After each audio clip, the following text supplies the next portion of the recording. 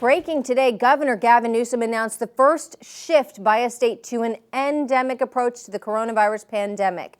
The plan emphasizes prevention and quick reactions to outbreaks over mandates. But Newsom says there will be no definitive turn of the switch, so to speak. Many safety rules remain.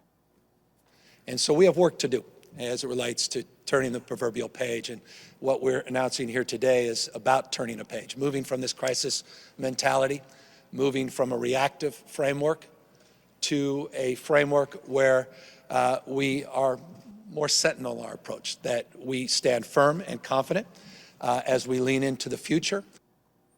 We have that full speech on our Action News Now homepage. The plan includes mass testing to spot new surges and variants, emphasis on vaccination and booster shots, plus the state will step up efforts to address misinformation about vaccines.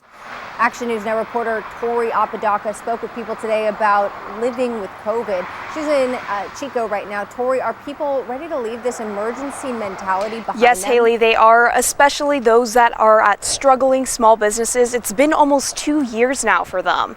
I spoke with Upper Part Clothing seamstress Kariatu Kuyate. She says the workers there have been stretched thin. She doesn't mind having to cover extra shifts, but says it can be exhausting. Another challenge, the constantly changing guidance with masks. Kuyate says she thinks masks make sense in certain professions.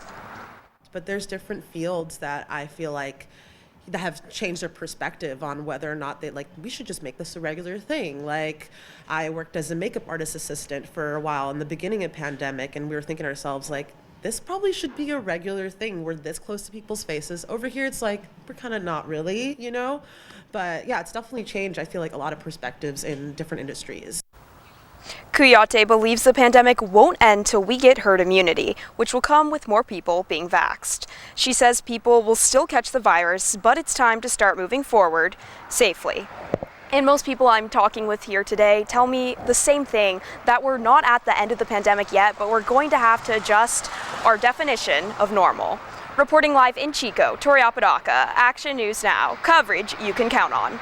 Thanks, Tori. The dozens of remaining executive emergency orders put in place since March 2020, they will remain in place for now.